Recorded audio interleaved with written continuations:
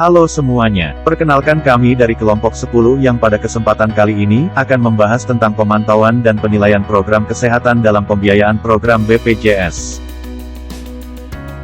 Indonesia menghadapi berbagai tantangan pembangunan kesehatan yang berdampak pada kebutuhan pembiayaan yang lebih besar. Jumlah penduduk bertambah disertai struktur umur paling tua, menyebabkan meningkatnya penyakit kronik degeneratif berbiaya tinggi. Penduduk miskin masih cukup besar dan memerlukan subsidi, sedangkan kebutuhan anggaran untuk upaya kesehatan masyarakat (UKM) terus meningkat untuk memenuhi target tujuan pembangunan berkelanjutan. Pembiayaan JKN selama 5 tahun terakhir mengalami defisit yang cukup besar dan terus meningkat dan mengancam keberlanjutan program JKN.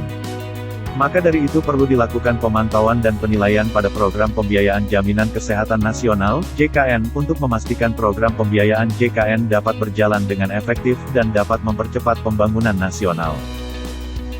Berdasarkan Permenkes Nomor 28 Tahun 2014, Jaminan Kesehatan Nasional merupakan bagian dari Sistem Jaminan Sosial Nasional dan diselenggarakan melalui mekanisme asuransi sosial dengan tujuan agar seluruh penduduk Indonesia terlindungi dalam sistem asuransi sehingga mereka dapat memenuhi kebutuhan dasar kesehatan.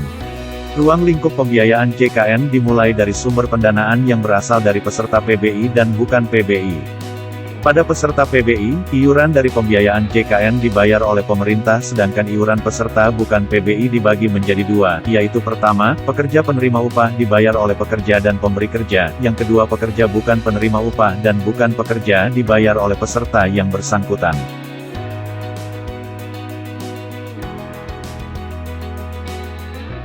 Mekanisme pembayaran iuran peserta kepada BPJS Kesehatan disesuaikan dengan kepesertaan yang terdaftar di BPJS Kesehatan.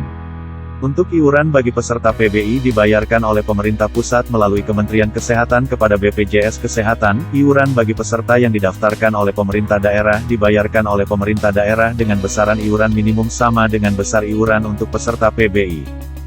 Dan iuran jaminan kesehatan bagi peserta pekerja penerima upah dibayar oleh pemberi kerja dan pekerja dengan ketentuan sebagai berikut. Pertama, pemberi kerja memungut iuran dari pekerja dan membayar iuran yang menjadi tanggung jawab pemberi kerja, kemudian iuran disetorkan ke BPJS Kesehatan.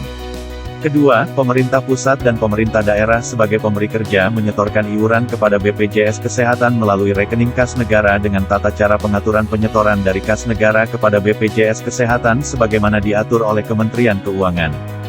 Kemudian untuk iuran bagi peserta pekerja bukan penerima upah dan peserta bukan pekerja dibayarkan oleh peserta sendiri kepada BPJS Kesehatan sesuai dengan kelas perawatannya.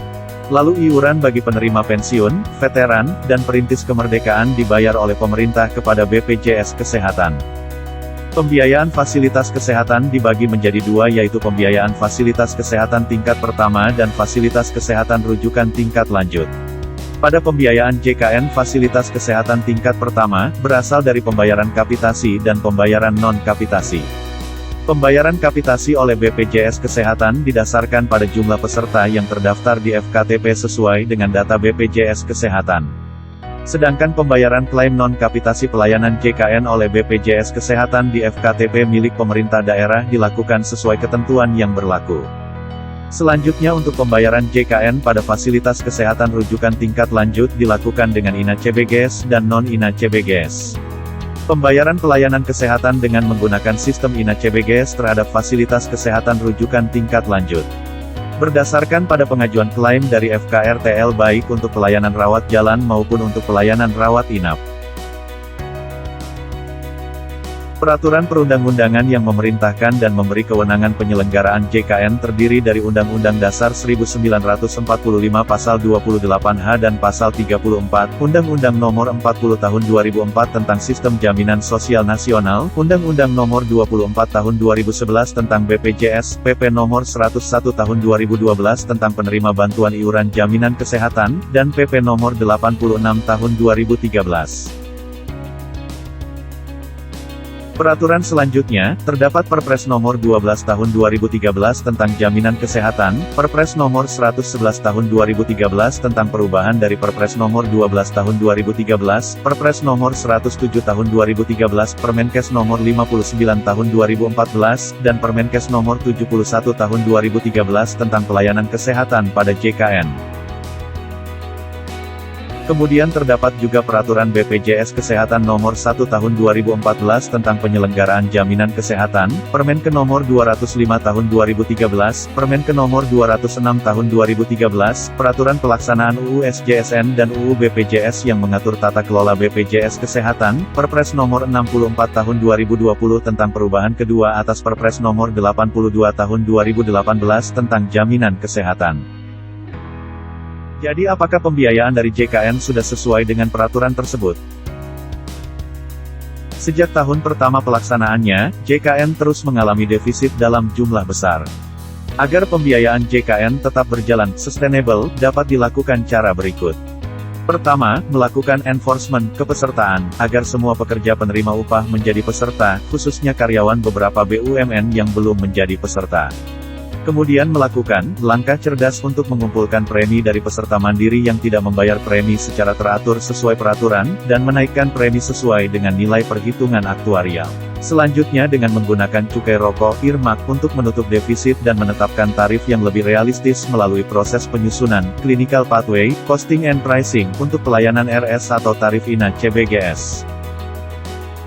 Berdasarkan keputusan Menteri Kesehatan Nomor 46 Tahun 2014 tentang pembentukan tim monitoring dan evaluasi penyelenggaraan JKN, maka ditetapkan susunan keanggotaan tim monitoring dan evaluasi JKN yang terdiri atas pelindung, pengarah yang bertugas untuk menentukan arah, strategi dan kebijakan, melakukan pengendalian dan penilaian, menjadi fasilitator dan melakukan tindak lanjut temuan, masalah serta keluhan di lapangan, lalu tim pakar yang bertugas untuk melakukan kajian dan menyusun instrumen pelaksanaan monitoring dan evaluasi, serta memberikan masukan substansi dan pertimbangan teknis. Dan terakhir tim pelaksana teknis yang bertugas untuk merumuskan dan menjabarkan kebijakan teknis dan operasional strategi, menyusun, menyempurnakan, dan mensosialisasikan kebijakan dan teknis, melaksanakan dan membuat laporan hasil monitoring, evaluasi, sosialisasi dan penanganan keluhan.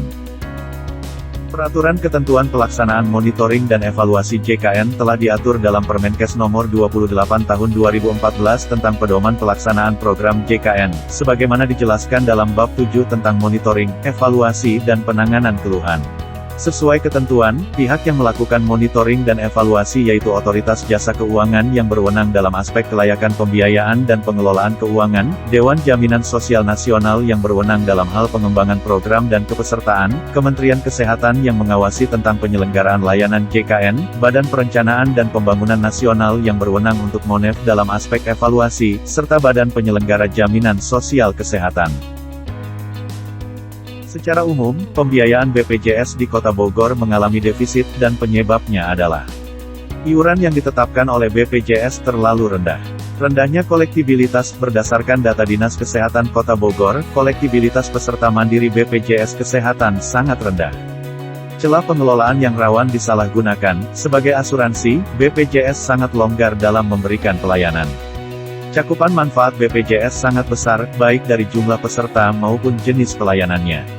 Secara umum, pembiayaan BPJS di Kota Bogor mengalami defisit dan penyebabnya adalah iuran yang ditetapkan oleh BPJS terlalu rendah. Rendahnya kolektibilitas. Berdasarkan data Dinas Kesehatan Kota Bogor, kolektibilitas peserta mandiri BPJS Kesehatan sangat rendah. Celah pengelolaan yang rawan disalahgunakan. Sebagai asuransi, BPJS sangat longgar dalam memberikan pelayanan. Cakupan manfaat BPJS sangat besar, baik dari jumlah peserta maupun jenis pelayanan. Oleh karenanya, BPJS Kesehatan Kota Bogor perlu melakukan terobosan agar JKN tetap bertahan sebagai sistem pembiayaan kesehatan masyarakat.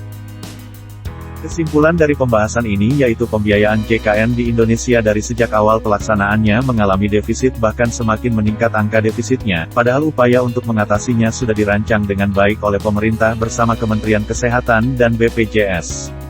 Oleh karenanya, pemerintah bersama Kementerian Kesehatan dan BPJS perlu menguatkan kembali dan memodifikasi upaya-upaya yang sudah ada, untuk membuat program JKN tetap berjalan dalam pembiayaan kesehatan agar masyarakat di semua kalangan dapat memenuhi kebutuhan akan kesehatannya.